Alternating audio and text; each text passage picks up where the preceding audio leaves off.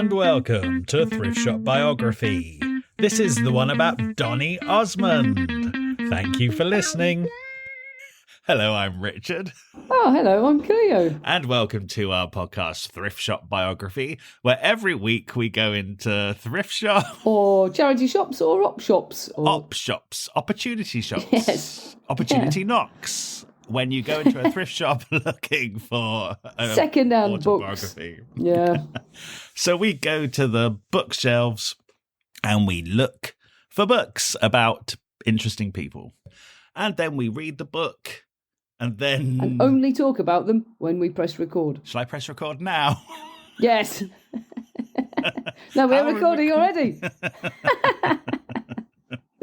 Okay. Hello, Cleo. Hello, Richard. How are you? I'm all right, thanks. Yes, how are you? What book? I'm all right. What book did you find us this week? As if I don't know. Donny Osmond. I got so confused. I found it twice. It's everywhere. It's everywhere. This Donny Osmond book. It is actually. Yeah, they had a lot of fans, you see. Yeah, do you know what they did, didn't they, in Britain? Yeah. But did you know anything about them before? I mean, of course, they're entertainment icons of the 1970s. Yeah, I tell you what, though, I didn't really know. I knew Donny Osmond sang Puppy Love. Yes. And I heard Crazy Horses, and I didn't realise it was them for most of my life. I know that's the thing. Yeah, that's the thing, isn't it? It's so incongruous to think that that song goes with those people. Mm. But that's a classic song, actually. And I think that were it not the Osmonds, it would be considered one of the all-time great rock songs. And that's what he tells us in this book, how much prejudice there is against them. Yeah. But I saw Donny Osmond in Panto. It was like Aladdin or Robin Hood or something. Anyway, at the London Palladium about 4 years ago. It was the one in lockdown that just opened and then closed. And I thought I should go because I know he's a legend and I'll find out about him later. And all this time later now, I've read the book about him, and I think now I wish I could go and watch him again. Was he good? He was a great laugh. Yeah. He doesn't even mention that in this book. He might have written it before he did it. I don't think it does. Well, it goes right up to quite modern times. Yeah. Modern times. But now this is now what I realise is he has just never, ever stopped working. So there's so much he's done. He can't write it all in. But I'm going to say I didn't really know anything else about them. The whole family or Donny, not really. Did you know Marie? Yeah, I've heard of her, and I saw that they were both on in Vegas when I was there once, and I thought, oh, those two, I think they're country. I didn't really know. Oh, okay. Well, do you know what? No, I'm coming from a lot of ignorance. Yeah, no, but we both would be, because in all fairness, this is before our time. It is. They just kind of passed us by, I guess. Yeah, I think they did. But it's a very interesting book. It's very interesting. And we should get into this. We should get into it. Donald Clark Osmond. It is his real name. And he was born in 1957 in Ogden, Utah. Which is the very heart of the Mormon religion, is it not? Yes. Well, Salt Lake City, so they were just on the outskirts of Salt Lake City. Who else grew up around there that we read? Was it Patrick Swayze? No, it was Roseanne Barr. Oh yeah, she was the only Jew in Utah, she said. Yes, she was. Is what she said. Yes, she was. She was a non-Mormon. In Mormon land, that's right. Oh, is she sometimes a Jew and an honorary Mormon? Yes, that's right. Yeah. Anyway, so she was there. That's right. I forgot about that. Well, they would have been there at the same time. They actually would. She doesn't mention the Osmonds once. No, she doesn't. No. Well.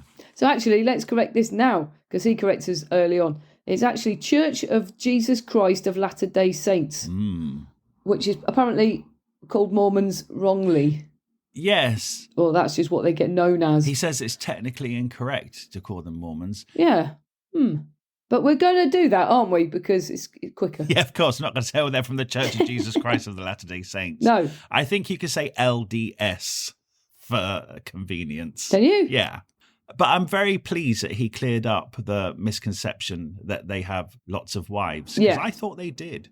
They famously did at one point, but it's apparently a very select amount of people, and they stopped it pretty soon. Okay, and of course that's the thing that's the sensational thing that the media would pick up on and tell everyone. Exactly. And then because we all believe everything we read, we thought, oh, those Mormons, they have many wives. Yeah, it's a better story. What they do have is many bloody kids, though. Oh, my word. Blimey. Yeah. His parents, George Osmond and Olive Davis, they had 9 kids. I know. Those kids had kids. I googled it, right? As of 2005, which is already 20 years ago, out of those 9 kids, there's 59 grandkids and 22 great-grandkids, which is 90 people. So by now it's going to be well over 100 easily. I just don't comprehend it. From these 2 people. Yeah, right. 2 people have, 100 descendants in 2 generations. Yeah, it's insane. How do you remember everybody's name? Everyone will just have to be Love. All right, Love. Have a nice day, Love. That's how it comes about. And Christmas must be a nightmare. But also they don't drink, so they're very together. Yeah, that must be how you do it. That's why you can't drink, because you couldn't remember everyone's names. It'd be a total muddle, wouldn't it? I'd hate to have that many relatives. And what if you're socially anxious as well? Thanksgiving would be a total nightmare.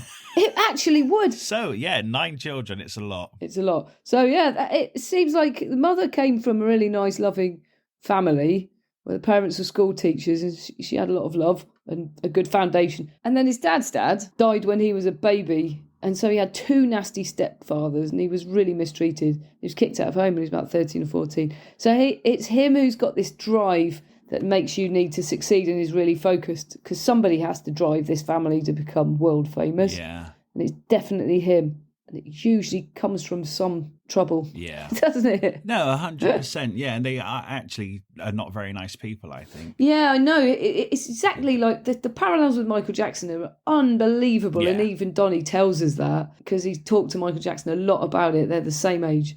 And he said both their dads were real disciplinarians, but Donny thinks he was spared the worst of it, that Michael got so much worse beatings. But that doesn't half tell you how bad it actually was for Donny. Yes, which he doesn't. To even be comparing them. Donny kind of mentions spankings and stuff. He doesn't actually tell you how bad it was, but the fact he compares it to Michael Jackson. Yeah, exactly. And just reading between the lines a couple of other times, you think that dad was brutal with the Osmonds. Yeah, I really think he was. And they were really forced to control their emotions. They couldn't cry. They couldn't express themselves. They couldn't even have an opinion. You couldn't complain. You had to keep it all in, which is very much not healthy.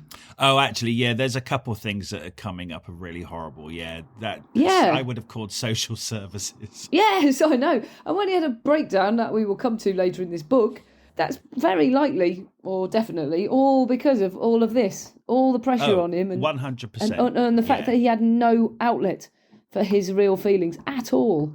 And eventually the lid blows and you're a mentalist. Anyway, way before Donny was born. Yeah. Their first 2 children, Verl and Tom, both boys, they were both born deaf. Yeah.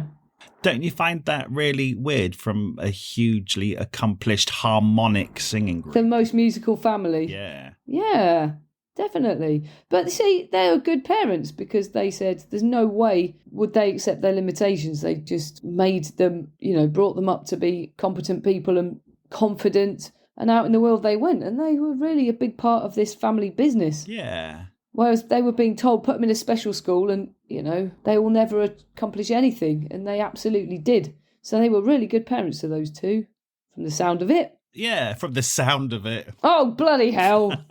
Good point. And look on the bright side. Yeah. They never had to listen to an Osmonds record. Oh no. So Donny is the 7th of 9 children. Should we even bother saying the name? Oh, we should say the names. Let's do a roll call. There's a lot of people out there who care about one or the other, or all of these people. It's true, isn't it? A lot. Yeah. Yeah. So it's Verl is the oldest. Verl is an odd name, isn't it? Yeah. Sounds very old-fashioned. It's the dad's middle name. Anyway, it's about approximately 2 years between them all as well. Yeah. That's how much sex Mrs. Osmond gave Mr. Osmond. Once every 2 years. Yes. Anyway, hi. So Verl is the oldest, and then we've got Tom, Alan, Wayne, Merrill, Jay. Then Donny. Oh, and then Donny. Yeah. Then Marie. And Jimmy. And then Jimmy. Yeah. So Marie is like the only girl, but we'll get to her. I've read so much about these people, I feel like I know him. By the way, the Jacksons were exactly the same amount of boys, and then Michael was the 7th, and then the 8th was Janet, the only girl, and the 9th was maybe Randy, can't remember, but it's exactly the same, parallel. Is LaToya not an actual sister? Oh, she is a woman. Yeah, she is a woman and she is in there somewhere. Everybody forgets about You're right. Latoya. It's so unfair. Yeah, you're right. That's really bad. But anyway, it's the same, like, they were the same age. They were the seventh. Wow. And also, their mothers were born on the same day, the same year. Really? They're so parallel. And the religious upbringing. Yeah. They're being brought up outside of society because they didn't get schooled at all. They were homeschooled. It's unbelievable, the similarities. Isn't it? They came out at the same time, the hits and stuff. Yeah. Wow. Yeah, it's weird. It is actually weird. Yeah. Anyway. So before the Osmonds, though, like Dad had a proper job, as if managing a rock band isn't a proper job. But his dad was like an insurance salesman, real estate. So he was a salesman, actually. He did advertising sales for radios. He's probably got the gift of the gab and the push for selling stuff. Yes. And then he probably looks at his kids one day and thinks, I can sell these. That's right. That's basically it, though. Yeah. And the mother was really good at business as well and kept the books whilst knocking out kids. Yeah. And also, they were quite self-sufficient. Do you know one thing that I really love about this book is that he always refers to them throughout the entire book as father and mother. Yes. It's not like mum and dad, because father and mother both sing. Mother churned the butter. And dad. Mother sewed us all matching costumes. Mother played the saxophone in a dance band. And he also said father, who never had a lot of friends growing up, became something of a star in his social circle by being a great dancer. How does somebody who has no friends go out and become known as a great dancer? They just go out on their own. So father is dancing on his own. Yeah, Ma's playing the saxophone in the corner. And mother taught them all to play the saxophone. Yes. And then, in an absolute stroke of genius, because they had so many kids and they couldn't afford private lessons on every instrument, they'd send each child to a lesson of a different instrument. And when they came home, they had to teach it to each other. Yes. So they all grow up knowing how to play several instruments. That is a stroke of genius. Isn't it? It's like one of those top tips you see in a magazine. Yeah. Like save money by turning your heating off and wearing a ski suit. All right, yeah. Okay. I'll tell you, it's a really good idea, that is. I'm a big fan of it. I love that you do that. My house is so cold that when we record, you come round with your ski suit, don't you? It's the ultimate onesie. It is. So the Osmonds are growing up learning lots of different instruments and becoming proficient. Yes, they are. He said that his mum and dad saw life as a great adventure and they were really equal partners. That's nice, isn't it? Yeah. They knocked out children to join them. He also said they never did anything apart. They never said, oh, we're just going to go for a couple's night out. They'd bring all the kids to the restaurant. You know, they always brought all the kids to everything. I think that's nice. Yeah, it is nice in one respect. Yes. Yes, no, it's nice. Sorry, let's not get too jaded too early. No. Yes, it's very nice that they all go out for family dinners. I like that. And they all have family night. Every Friday is family night where they all sing and perform together. Yeah. And they all go to church and sing together. Yeah, see, it's a little bit Dolly as well, isn't it? Yeah. Oh, it's a little bit Celine Dion. Yes, it is. Musical families. Musical families. Yeah. Anyway, they started playing at local events. And the four younger boys, the third, fourth, fifth and sixth boys... The ones that weren't deaf and the ones before Donny was born. Yeah, that's correct. They formed the Osmond Brothers Family Quartet. And they had perfect harmonies, matching outfits, probably cute as hell. Yeah, we're doing quite well at local events, basically. Well, I was amazed that they have this 4-part harmony band and they go out and they do events. And then he says their ages ranged from 3 to 8. So they are, I imagine, when I first started reading that, I thought, okay, they're getting grown up. No, they're like literal, this is from toddlers to 8 years old. It's amazing, yeah, but everyone loves a cute kid. That's the youngest barbershop quartet. They do, don't they? Yeah, it's insanely young. Yeah. I mean, it's quite impressive if you've got a barbershop quartet and their ages are 3, 5, 6 and 8. Yeah, it really is. I'd be impressed. Really. You realise it's also not that dissimilar from Gypsy Rose Lee's upbringing, where the parents just take you out on the road, trot you out, and you've got a show, probably thinking it's a fun upbringing. Yeah. You know, I don't know, but it's that whole vaudeville act. It's like you're an act on a circuit. Mm-hmm. But anyway, so he took him to LA. Everyone was telling him, "You're all amazing. Harmony's gorgeous. You've got to make it." And they went for this audition, didn't even get seen. It was really disappointing. So to make up for it, he took them all to Disneyland, and they were all in their matching outfits. And they got spotted by the Dapper Dans, who were a barbershop quartet who worked at the show at Disneyland. He said, "Go on then, sing." And they'd sing, and he said, "Now we're singing." And then they had this like sing-off in Disneyland, and they sort of got picked up from that. A Disneyland... A barber shop-off. Barber shop-off. A Disneyland barber shop-off. Yeah.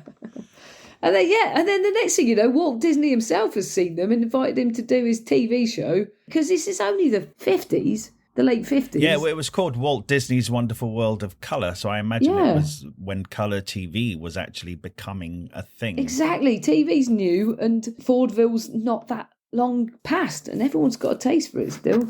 Family friendly. Yeah, and like TV's only on for about 3 hours in the evening. Yeah, that's right. And so everybody watches it. You're made, yeah. Yeah, and Walt Disney puts the Little Osmond Barbershop Quartet on his TV show. And sure enough, they get spotted on that. So this is a series of spots, isn't it? Yeah, that made them. Yeah. And then Andy Williams. Is he a country music singer? He's a big kind of balladeer stroke, I would say, with a country tinge from the 1950s, Right, yeah. Had a TV show. And then they got a 5-year contract on the Andy Williams show, which was once a week. It was like a variety show, but they had something to do every week. Sometimes they had them all on roller skates. It was that sort of thing. They sometimes had little skits and stuff and sang. Yeah, they were like the house band. Yeah. Getting involved in everything. Yeah, they did that for a long time. 5 years, once a week. And so the whole family moved. Note, they kept their house in Salt Lake City. So they're already doing quite well financially. Mm-hmm. So they all moved and they turned their garage into a rehearsal room. Stowe Jackson's again, just working, in a rehearsal room in your own house, being self-sufficient. So you're not owing anything to any record companies or anything, are you? Yeah. And he was 5 when he did his first appearance on the Andy Williams show, Donny. Yeah, so the Osmonds were a big thing on the Andy Williams show. Huge. And at this point, Donny is like a tiny toddler, but as they're on there and they're getting popular, all of a sudden the next little Osmond is growing up. And little Donny wants to be part of the action, and he sings to his mum and dad. And his mum and dad are just like, wow, Donny's good enough to get on the Andy Williams show. And they make him audition for Andy's father. And he's like, yeah, let's get him on the TV. So he makes his debut on the Christmas show in 1963 when he is 6 years old. The day after his 6th birthday, he said, but they filmed it when he was still 5, Wow. technically. It's amazing, isn't it? So this little boy is thrust into the spotlight at the day after his 6th birthday. And he didn't really know. He said he remembers doing it, but he didn't really grasp what it was. He just answered all the questions. I watched it, actually. It's really cute. He's so confident / full of it, but he's no, he's so confident, and he just sings, "Yes, sir, that's my baby," and it gets massive applause. And he said that he was really shocked to hear that applause because he just thought there was a few people there. And there was this whole audience he hadn't realised were there. And he got this feeling that he's never left him, that approval and acceptance is the sound of applause. You know you're all right if you've got that. And so without it, obviously the opposite. So that kicked in early. When the clapping stops. Yeah, who are you? Are you rejected? Who are you? Yeah. Can I just say that the Osmond brothers, they kind of like do lots of other stuff, because he said that they were in a series on TV called The Travels of Jamie McFeeters, which actually starred a very young Kurt Russell in the title role. And then the Osmonds played children of a religious family. And their dad was played by Charles Bronson. Amazing. I mean, it seems like such an odd collection of people, but that was a TV show, and I'd love to see that. I'm going to check that out on YouTube. They did so much. They got them doing a little bit of this, a little bit of that. Yeah, cameo on there, a little film there. Tons. Yeah, really worked them because they were cute little kids, and they're good looking. No, I don't think they were. Oh, here we go again. They had those massive teeth. What does he call them? The Osmond chops.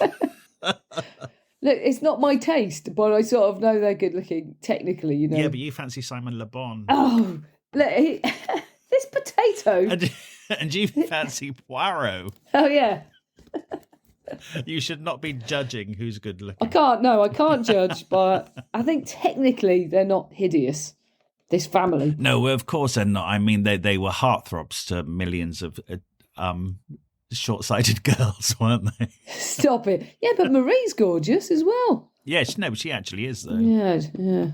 What, you think the others actually aren't? I think they look like they come from a weird religious family.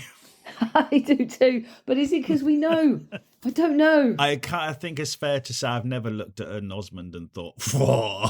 A lot of people did, though, to be fair. Yeah, a lot of people did. Anyway, so little 6-year-old Donny is now a hit on the Andy Williams show. And it kind of gives the Osmonds a new dimension because they're aging up. So the cute element is gone. So they're bringing in the next Osmond to keep them cute. Exactly. But he's 6 years old and he's being pushed at the front. And he says he's already feeling the pressure because now they're getting the choreographers in and they're making the stage show a bit more exciting. Yeah. And they're going from 4-part harmonies. Now Donny's there. They're going to 5-part harmonies, which I can only imagine is really difficult. Definitely. But also he said that there wasn't that encouragement like, oh, you did a really good show, but you could just change this. It was like, you messed up there. You didn't do that right. You missed that note. It was only negative. Yeah. I mean, people wouldn't treat grown-up actors like that now because people understand that you've got to be delicate around people, support them, otherwise they could crumble. But he's been treated like that at 6. Well, it's like very like Jackson's, it's like Andre Agassi. and that, it's like, you really shouldn't do that to people. You should build them up. Yeah. Yeah, so he only knows that he has to try and be perfect. That's his whole mindset. He has to do what he's told and try and be perfect. And that doesn't leave him until he has a breakdown. Oh my God, I hate it. They're going, so they're very successful on TV in America now, but actually the show is syndicated overseas, the Andy Williams show, and they turn out to be a big hit in Sweden. And they go over there every year for a tour. And this is a couple, Donny's been with them a couple of years. He's 8 years old. And every week they write a letter home to their mum.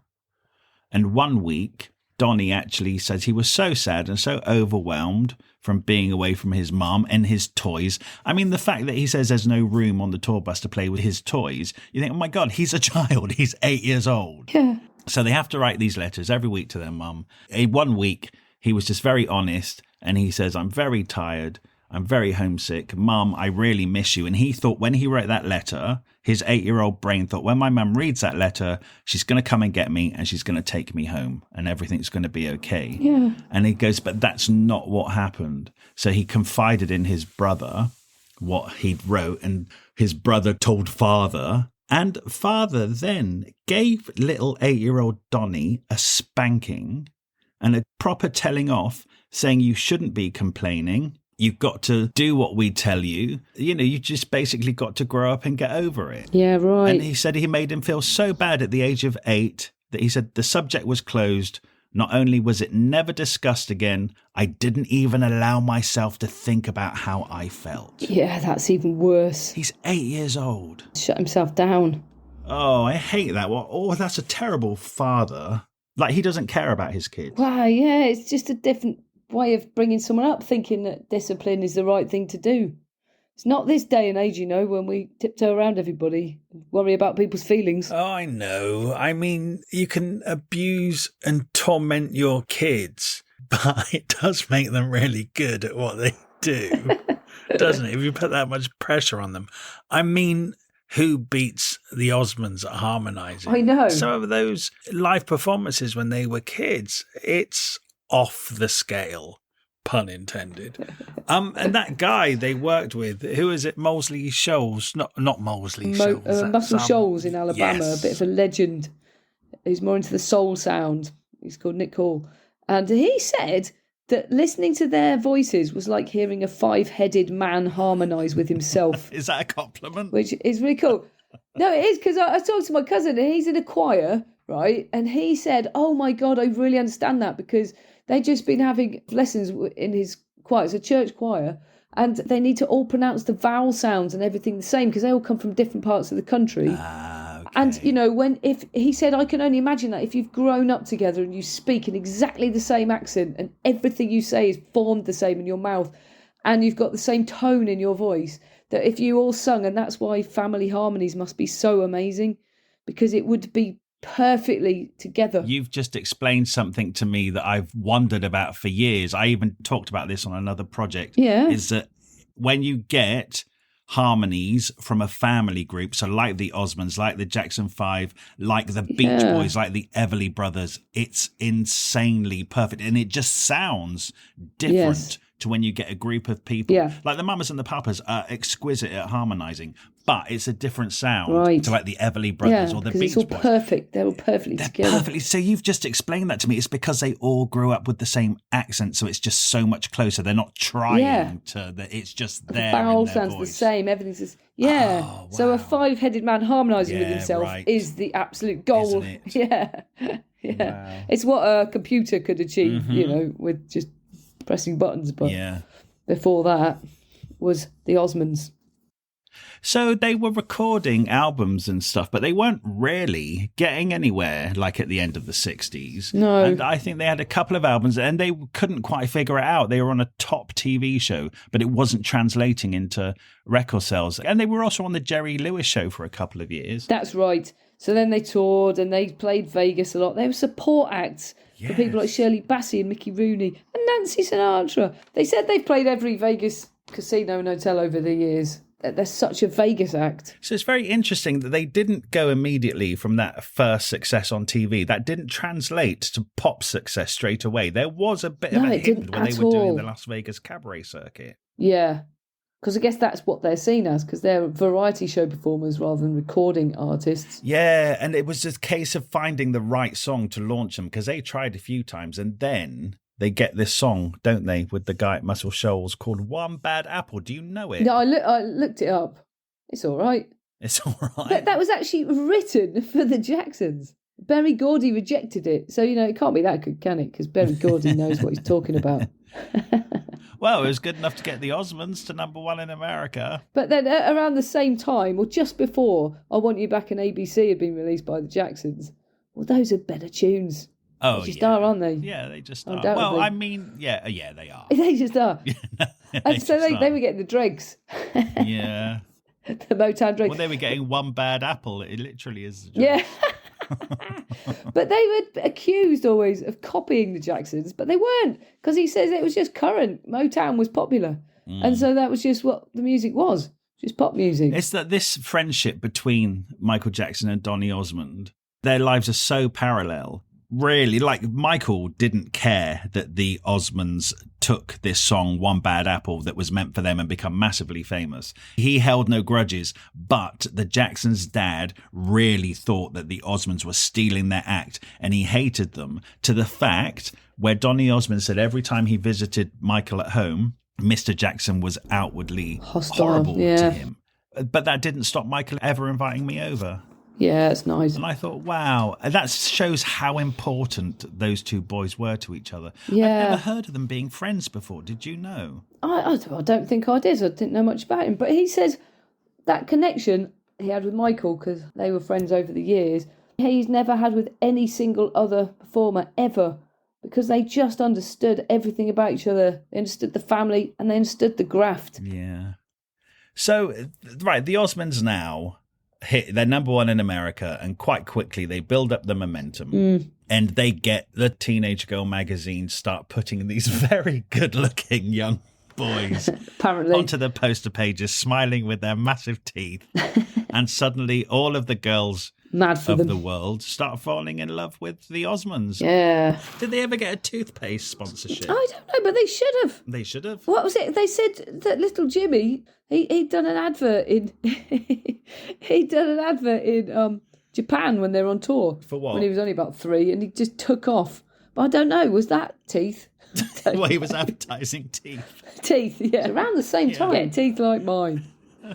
And he's remained a legend. Oh my God. Did you realise? You know that young-haired lover from Liverpool song that came out in the early 70s? Did you know that was Jimmy Osmond? Long-haired lover from Liverpool. Did I say young? Young-haired. Young-haired lover from Liverpool. Did you know that was Jimmy Osmond? Yes. I never knew that. And he must have been about 12 or something. Yeah, I think he was. 10, 8. I think he was little Jimmy Osmond at that point. Right. Like, they literally called him Little Jimmy Osmond. That was his stage name. Oh, right. He seems like a very nice man, I have to say. What, Jimmy? Wasn't he on I'm a Celebrity, Get Me Out of Here? I don't know. Yeah. Really? I think so. Anyway. I think they're very well brought up, nice people, yeah. In fact, I think Little Jimmy was the first Osmond to have a number 1 record. No, really? Maybe not. Basically, Donny got a bit singled out with the romantic fantasies of the young people, and that was kind of distracting from the band. So they said, look, it doesn't matter. Their motto was, as long as it's an Osmond, it doesn't matter. Because all their money, no matter who earned what, all went into one big pot and got distributed out as wages. And then the rest of it went to form this huge Osmond enterprise. It was a bit Virgin, like Virgin Records, Virgin this, Virgin that. It was a bit like that, wasn't it? They got a bit carried away with this whole organisation. So they sent Donny off to make his own album called Sweet and Innocent. Yeah, he was about 13. Go Away Little Girl, that was the main song off that. That was number 1. And he got mobbed. And so that was like, they could have him on the side being all sweet and then have a proper band. Then they were trying to go a bit rock. Well, yeah, they're young lads. I mean, if Donny's 13, the boys are 17, 18, 19, 20. They don't want to sing soppy songs anymore. They want to be a rock band. Yeah. That's what they're listening to when they're on the tour bus. They're listening to the radio. They're not listening to barbershop quartet songs. They want to be current, and they can all play their instruments really well. And so, yeah, they want to be a rock band. And, I mean, Crazy Horses. I mean, I've never delved into the full Osmond's discography. That can't be like a one-off. I imagine some of the other tracks on their albums are rock as well. That's what he's saying. They turned into a rock band. They wanted credibility. So, yeah. But he stayed with the band and they'd all tour together, and then he'd sing his little song and everyone would scream at him because he was really getting mobbed. He was getting singled out. But they all got mobbed. Osmond Mania. Osmond Mania. Should be called Osmania, shouldn't it? Because it's too long, that word. Yeah, it should. And then Marie comes along and has a country hit with Paper Roses, which I did watch. That's quite nice. Yeah. Quite a nice song. I'm kind of a bit fascinated by Marie and the veiled disdain that Donny writes about her. I know. Because one thing we didn't mention is that when Donny was born and Marie came after, the boys, the older brothers, were already out on tour. So actually, they kind of grew up as just two kids who would play together, just Donny and Marie. Best mates. Whereas the other boys were already this unit. But he dominated. Well, he was older. He was older, so it was all on his terms. That's what it seemed like. But then, of course, Marie grew up in a house with 8 brothers. You know, she kind of seems to come into herself, and she seems to have a different personality completely to Donny. Yeah. Donny is very much a people pleaser. Yeah. He internalizes everything. He's so nice. He doesn't want to say anything wrong to anyone. I mean, but he did stick his head out and say, I want to go home. His dad basically beat it out of him. And from that day, that poor little boy just thought, well, I better keep everyone happy. Yeah. But it sounds like Marie come along and she wasn't putting up with anybody's shit from quite a young age. I was quite surprised. But that put Donny's nose out of joint. He thought she should be like him. Yeah, because years later he actually says, I wish I'd been more like Marie. I wish I'd been more like her. And like, look, if I could change anything, I wish I could be more. I could have been more like her. Yeah, and stuck up for myself more. Yeah. So he does realise. Yeah, but at the time, she really wound him up. Yeah, because she had thoughts and ideas. But they were so young when they got their own show. Yeah, so she comes along. They were really young and they guest hosted a show on TV. And then NBC gave them their own show, the Donny Marie show. Marie was 16 and he was 18. The youngest hosts ever on TV. And they're young, but they've been doing showbiz since they were born. So they're total pros. Yeah, you watch any of those shows. I've watched quite a bit. And they're just so easy and natural with each other. They're so comfortable on the stage. They're really talented. They can tap dance, sing. You know, they can do anything. They are real showbiz. They're pros at this point, aren't they? Yeah, definitely. And he said he knew it would kill his singing career, which it did. Just did, because you can't be taken seriously as an artist if you're a variety performer on telly. And that's hugely successful, that show, isn't it? Yeah, and basically as soon as that TV show ended, his career did end. I think he was about 20 when his career ended. Yeah.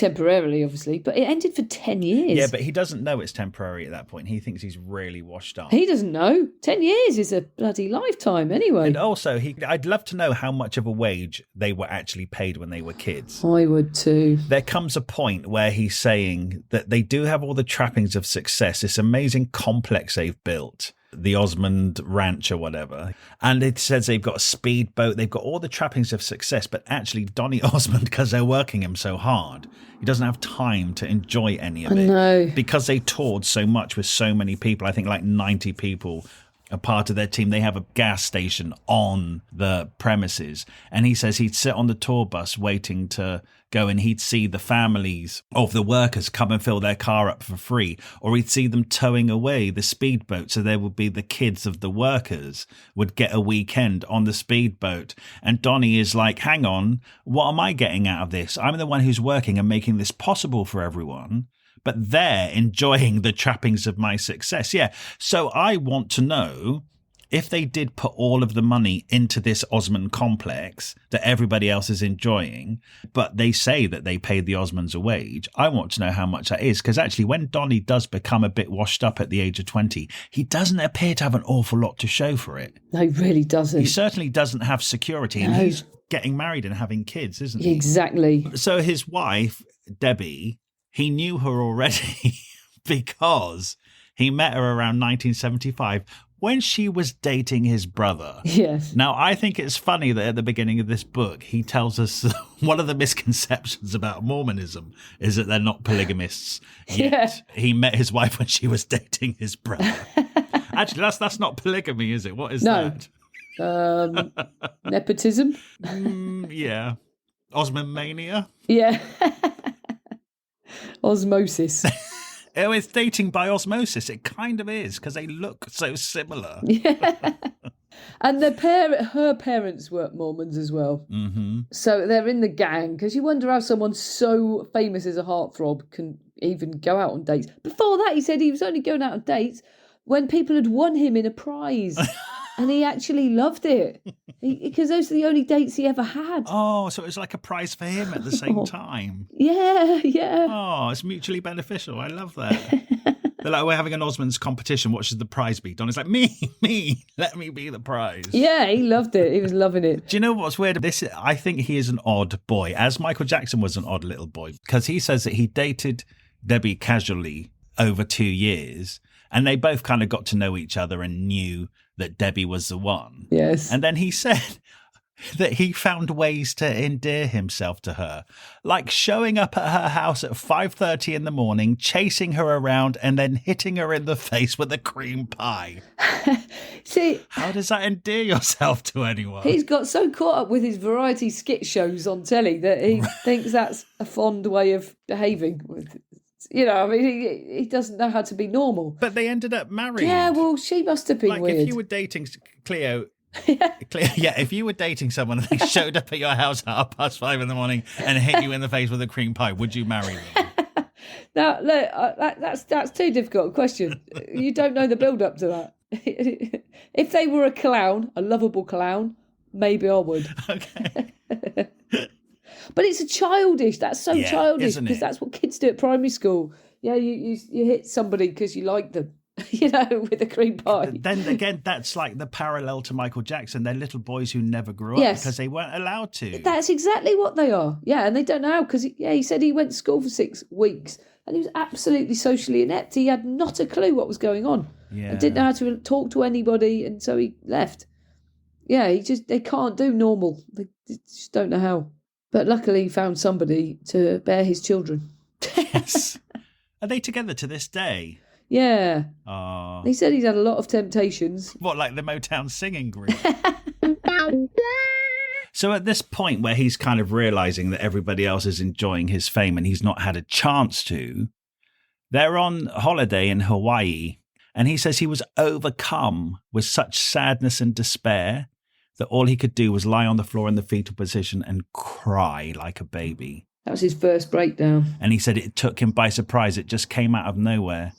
And he said it felt like he was losing his mind. Yeah. But also at the same time, he was saying, I've got no right to be unhappy. Why am I feeling like this? So he thought he was going crazy. Yeah. And he said he just didn't want to be famous anymore, didn't want to be in the show anymore, just wanted to be a normal person. And so his brother sat him down and talked to him and said, you have to find a way to separate Donny on stage to the Donny the person.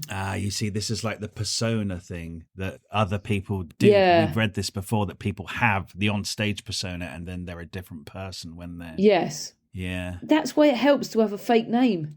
Yeah, for sure. But he had his own name, so you see the struggle. And also, see, this is because he's been groomed from the age of fetus to be the star. The dad never told. See, the dad wasn't so clued up. He should have said to him, you need to have a persona when you're on stage. Yeah, but his dad wouldn't have known that either, because everyone's doing it for the first time. Yeah. And they're not all going around reading autobiographies, are they? Getting wise like us. So poor little Donny is not having a great time now. No. He's not. And it's that sad thing of the world looking in, seeing him as a real hot property pop star, think, oh, that kid's got the best life in the world. Actually, he's on the floor crying in the fetal position. Yeah, that's right. It's really horrible. So, basically, his marriage was well timed. Oh, my God. By the way, he had 4,000 guests at his wedding. Like, if you just think about that for a minute, that's unbelievable. That's ridiculous. That's probably just two families, two Mormon families, isn't it? Bloody hell. But anyway, right after he got married, he was 19. Instead of a honeymoon, he flew straight to Vegas because they had a show. And people booed. And it was a sold-out show and only half the people turned up to every show because they were boycotting it because they were so upset that he'd got married. Oh, yeah. Because he got married. Yeah, it's really bad because they always say it will damage your career. But in his case, that really damaged that tour. It must have been awful. It did. And not a good start to the wedding, to your marriage.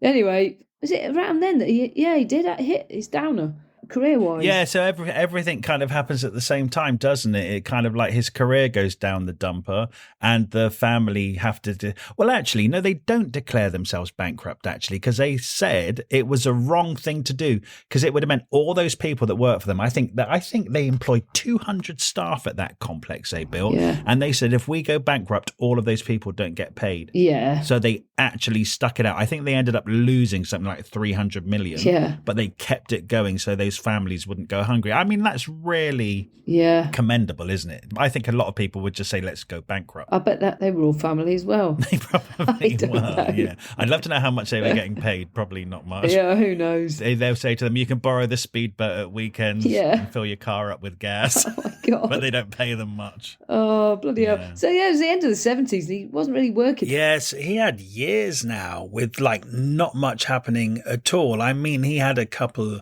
attempts of doing various jobs, but it seemed like nobody wanted any Osmonds, let alone Donny. So he had years of doing nothing. And then, so fast forward, and he was gearing up to do a really big comeback. And he decided to stage this comeback in London in 1984 on Live from Her Majesty's, which was a entertainment show filmed at Her Majesty's Theatre in London, which was beamed to everyone's living room, I think, on Sunday evenings. And this is where Donny Osmond was going to make his massive, massive comeback. Oh, my God, this is bad. He thought this would really revive his career. He was going to sing this particular song.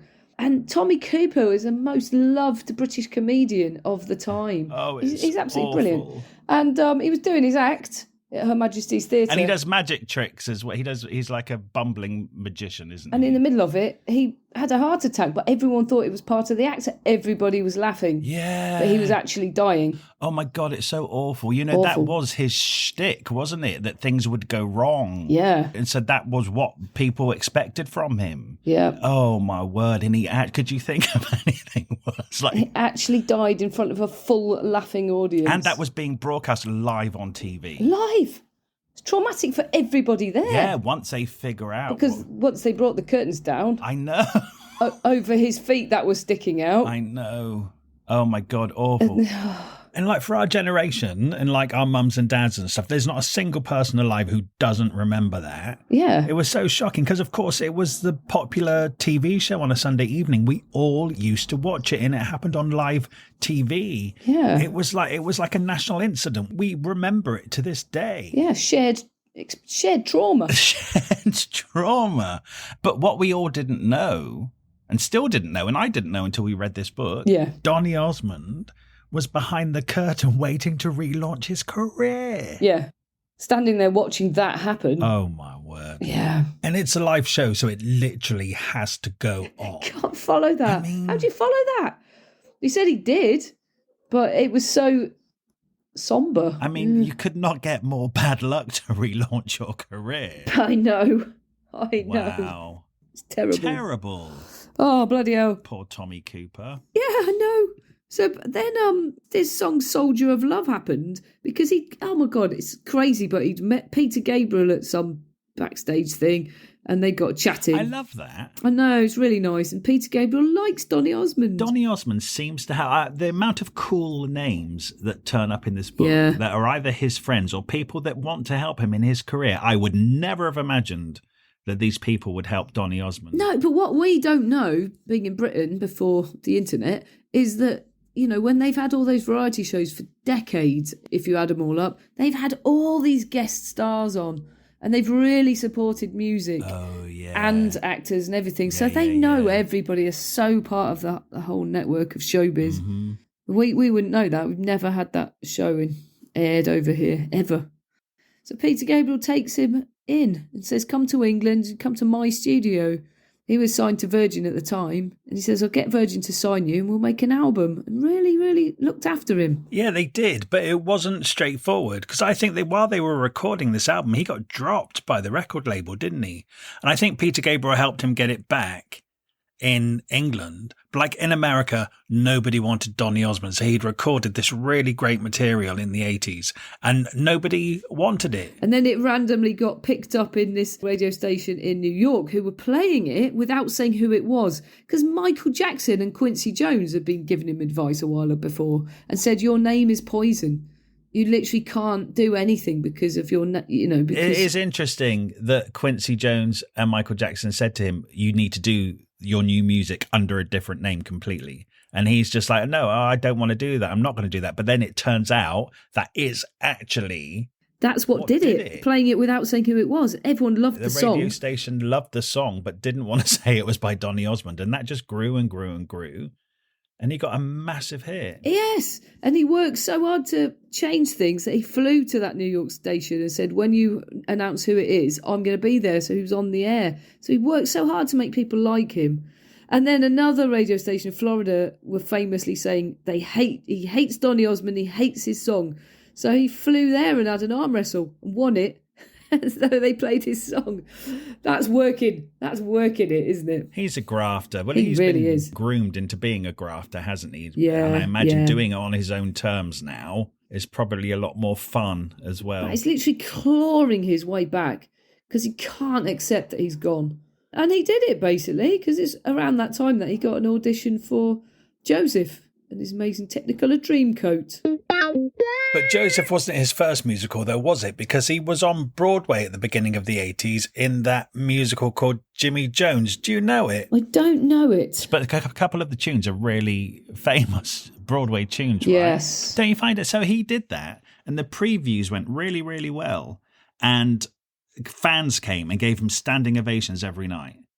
And then on opening night, the critics panned it and it shut after one performance. Yeah. Wow. Well, that's so and it harsh. absolutely deeply shattered him. But as the book continues and he explains so much more, like then when he gets Joseph and his amazing Technicolor Dreamcoat, when he gets that job, he describes how the director sits him down and says, you cannot be Donny Osmond. You have to completely get rid of that person that goes on stage and tries to please your audience.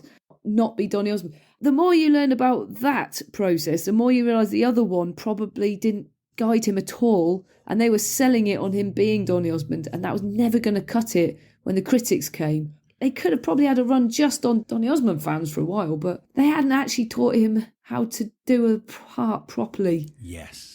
Yeah, I only pieced that together probably around the time he did. You know, You're right, actually. Yeah, because he was obviously brilliant in Joseph. He obviously totally nailed it. Yeah, right. To the point where there's so many other Josephs around the world. Joseph in the Amazing Technicolor Dreamcoat, the Andrew Lloyd Webber musical. We got to say that not everybody knows musicals. No, and there's big names in it in Britain, like Jason Donovan and stuff. But when they made the film, which I didn't even know there was a film of it, they got him to be Joseph. There's a film? Yes, it says it in this book. Yeah, they got him to be Joseph. Oh, did they? You mean a recording of the stage performance. It's not an actual film. I don't know, but they made a film version of it that you can watch on on telly, I guess. But that's all he says. I had no idea. And he says Joan Collins was playing Potiphar's wife in that. Was she? There's quite a few interesting cast members in that, yes. So that's really interesting because, I had no idea that they'd done that. So that my point is Andrew Lloyd Webber chose him to be the filmed version. So he must be the best. So he totally nailed it. Isn't it 6 years? He did over 2,000 shows. Yeah, he thought it was just going to be a little gig for a few months, and it turned out to be a massive success. Yeah, and it brought his family steady income for the first time in many years. Yeah, but do you know what? It's during doing Joseph that he starts experiencing these intense panic attacks. I know, it's awful. I hated reading this. He's absolutely paralyzed by it. He'd go in absolutely fine, go in to start the show, and he'd sit down at the makeup table and then be gripped with complete fear and start sweating and shaking. And then one night they came in and gave him the 5-minute call, and he said the panic just all came to the surface and he started throwing all of the makeups and bottles around. And then, I hate this, he said he looked in the mirror and he did not recognize himself. Thought, wow, this is a man in a bad place. It is, isn't it? He said he was getting really bad-tempered and stuff. And he said, I don't know if it's coincidental, but that stuff really escalated around the time I'd gone back to his family theatre, and they do the Osmond show there, and he'd gone back as a guest so they could all be together. And he says, oh, yeah, I don't know if that's linked, but it certainly did escalate after I did that family gathering. And to me, that's saying that did it, because all of my trapped feelings are to do with being in this family. To me, that's him saying it really subtly. Otherwise, why would you even say that? Well, he just hasn't dealt with it. Nothing has been dealt with it, because you know what? They've grown up in this tight family unit, this religious background. I bet they never even talked about counselling or anything. You probably had to go and talk to a religious elder who was untrained in it or whatever. But I get the impression that... Well, you weren't supposed to complain. Yeah, right, yeah, of course not. But do you know something else I think contributed to this, that Donny Osmond has not even made the connection? Mm-hmm. It's just before he's going on stage and he's really freaking out, and he actually says, I feel like I'm going crazy, and he says it's so intense I feel like I might die. He stood behind the curtain and watched Tommy Cooper die on stage. Oh, bloody hell. And Good I point. think that had more of a profound effect on him than even he realises. Wow, that's a good point. Because that must have been shocking. And then to have to go out and perform after witnessing that. Wow. Yeah.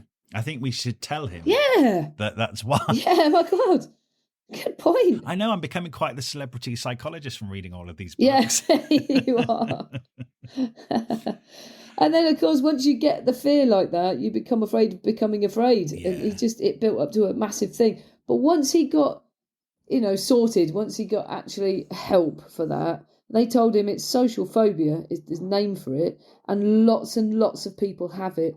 And there's basically a sort of postscript in this book that he's obviously written after it was first published, where he says, writing this book, it's the best thing that ever happened to me. I did all these book tours, met all these people, and the most thing that anyone wanted to talk about was my social phobia and how I dealt with it. And it turns out I was not only not alone, but loads of people I've even known for years, and celebrities and everybody have all had the same thing happen to them. And he was there alone thinking he was going mad. Wow. But it's just become a huge part of him. Yeah. Yeah. And he's still going, though. He's still going. So he's obviously all right again. Yeah, I think he's presenting another show in America at the moment, I think. Yeah, he's still around. Yeah. I think he has a lot of love from his teenage. You know what it's like when you grow up. You still love seeing the same people that you liked in your youth. Yeah. Don't you? Yeah. And you don't judge someone for being clean cut when they're 70 plus. No, of course not. Yeah, and in fact, they're still alive because they're Yes. clean cut, and they still look good because they're clean cut. So Exactly. it's a bonus. He's had surgery, though. He's got such a flat face. Oh, has he? Yes. He's obviously not completely okay with getting older. He's still trying to look like little Donny Osmond. Anyway, he stuck it out. What total tenacity. Good on him. Yeah, and I'm glad that it's on his own terms now, if you know what I mean. I think it's horrendous, even though you're massively famous, but he's not doing it on his own terms. You don't really consent to anything when you're 6 and 7 years old. Your dad's just whoring you out to make millions of dollars and telling you to shut up and get on with it. That's brutal. Yeah. So I'm glad that he's at a place now where he's come to terms with all of his social phobias and panic attacks. And he seems to be enjoying his life and his success now. Agreed. Yeah. Good on him. This is one of the books I read with no preconceptions whatsoever. I know. And I ended up actually really liking him. Me too. Wish him all the best. Yeah, fame's just terrible. Nobody should be famous. I know. It's a good job nobody listens to this podcast. Yeah. Thank you so much for listening to this episode of Thrift Shop Biography. We love making this podcast and we're absolutely thrilled that so many of you are already listening. You could really help us out by leaving us a review somewhere, wherever you listen to this podcast. And if you could share us, tell your friends about us, or drop some links on social media.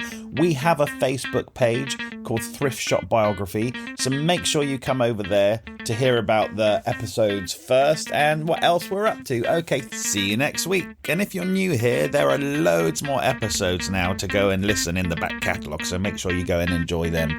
Okay, thank you very much.